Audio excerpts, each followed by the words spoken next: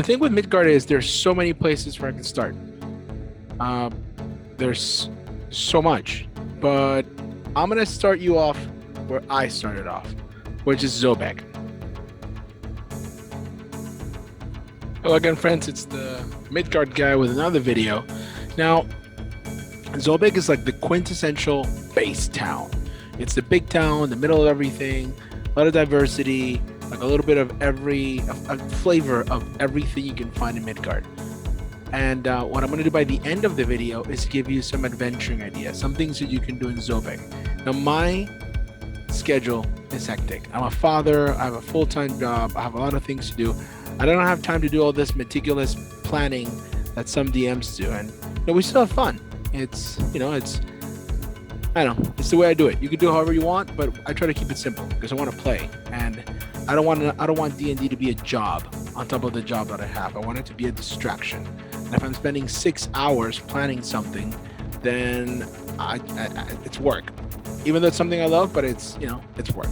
So what I do is I try to keep it simple. I try to have an idea and just see where it goes. And maybe that works for you, maybe it doesn't work for you, but all I want to do is play as much as I can with my friends and my family. So we're going to start with Zobeck, and what I'm going to try to do is go through the book. I'm going to start on page 52 of the Midgard World book, which is an amazing book. I strongly recommend you get it if you want to have your life as a DM or even as a player a lot easier. It's a cool read, just as fiction. It's just really cool. It's just a very cool piece of just fiction and compendium of creativity.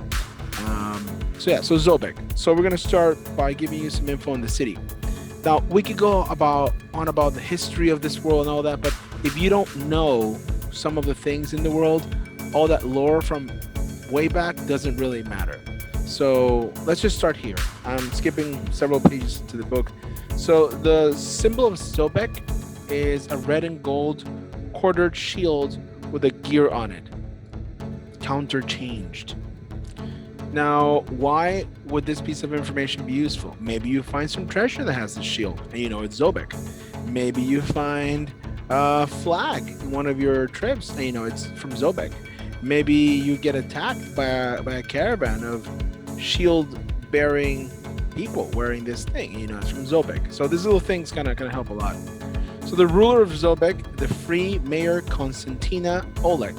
She is, and this is the cool thing about the book, that it tells you info on who she is. She's a female dwarf bard level 7. If you want to role play her, make her into an NPC, maybe talk to her, do stuff, that info will be really good. Then we have a list of the city councils. Now, why would you need all these names? Like, why? I think it's really cool. What makes a world really cool is consistency.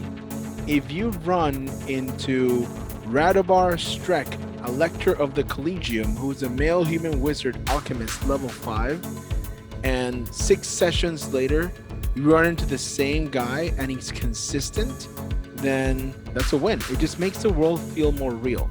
And what I try to tell the players is, imagine we're in control of a parallel dimension. It's like one of those movies where you run people and they do what you say. So we are the overseers of a world. You have to imagine that Midgard really exists, and through some dimensional blah blah blah Twilight Zone kind of thing, we are in control of a world. I mean, that's what makes it super fun. And with all the components in this book that Kobold Press prints out, it's so easy to get lost in this world. It's incredible. So it has a list of free city councils, just a bunch of them. It has important people. The commander of the Zobeck army. The population of Zobeck is 16,000 people. 12,000 are human, 850 are dwarves. There are 2,800 kobolds and 200 gear forged. Those are I don't know, I call it like a clockwork. That's what they call it in the other place, in Wizards. But here they're called gear forged. Then it has a list of towns. Then it has a list of castles that you can see in the area of Zobeck, which is also known as the Crossroads City. And the reason it's known as a Crossroads City is because, as you'll see in the big map, it's the crossroads of the east. It's like at the heart of mainland Midgard, not counting the north or the southlands. It's kind of every road leads to Zobeck. That's pretty cool, and we'll look at that more in depth in the map. As far as the gods, that's a list of the gods, different gods. Now, why would a pantheon be important? Maybe that shapes the way you roleplay a person. We have a player who is part of I don't know, like an overzealot religious cult, and they live in a. I have the city written down, and we created this very secluded little village where people never go out, and it's almost like one of those religions that sends people out to be missionaries all over the world. And she's a missionary for this deity of this race in Zobeck, and she role plays that. She role plays being, trying to pray for everybody and trying to talk everybody into, drinking the Kool-Aid and so on. So that's why you would have deities to add spice to the role playing. Maybe it's light, maybe it's very heavy, but that's something you can totally do. So the Free City's austere feudal history explains the city's current freedom-loving citizenry. Zobeck used to be feudal empire with a feudal lord. After suffering under the long, harsh reign of the aristocratic Strauss family, that's an important name, Strauss family, the people of Zobeck have little love for nobles or the institution of feudalism. You want to look that up. Again, these are all things to add flavor to your campaign. The more you flush out content, the more people get into it. But my suggestion is create the relationships first with the place before lore dumping. Because if you lore dump, people are not going to care, not going to remember anyways. But if you create a relationship with the city, with things that are happening, and little by little meet people, that's how you can start. So your very first homebrew campaign in Zobeck can possibly be, you wander into this town of Zobeck, and you go to one of the taverns or the bars or something, and that could be something you can do to lure people in. So Zobeck has vowed never again to accept a lord's yoke. Instead, commerce and the ability of every man and woman to grab life's wealth with gusto rule the Zobeck spirit. So this is capitalism land. Free to make their own way in the world, Zobeckers, as they're known, work to secure a living in whatever manner they see fit, though some occupations clash with the city's laws and answer to no one but themselves. Of course, it's a city, 60,000 people. There's bound to be an underground. There's bound to be, dodgy places, dodgy operations. So the Free City, the next part talks about the government. And again, I'm just reading like little flavor bits of the different characteristics. When you have the book, you can sit down with a cup of tea and just absorb this. It's just such a good read. So the Free City Council, consisting of Free Mayor Konstantina Oleg and 11 other councils, rules Zobeck. So it's kind of a parliamentary city. Now it has some info on Mayor Oleg.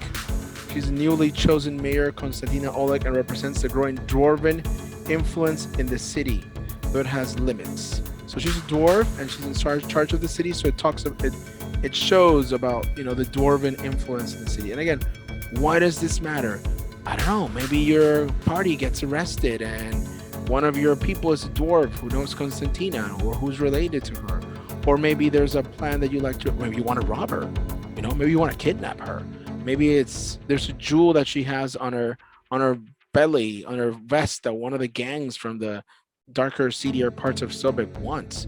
Or maybe somebody snatched the real Konstantina and this is just a construct. It's a doppelganger and Konstantina is being kidnapped somewhere and you got to run around the city trying to find clues. And I'm just making stuff up. Like, it's a, what's it called? A sand pit. Sand pit? Sand world? You played sand as a kid? It's got sand. It's a sandy thing where you can make Legos. You can do whatever you want with this. So it talks about the consuls of the city, and then we go into the map. For this, though, we will have another series of videos that will go through each one of the districts and go through all the buildings and maybe some ideas and how to create an adventure hook or a plot or something for you to do in each district. But for now, thank you so much for joining us. It's a really good map and it's a very well fleshed out city. So thank you for joining me. And again, this is mainly for me to try to make sense of this enormous world. So if you get any benefit from it, remember to hit like and subscribe, and we'll see you in the next video.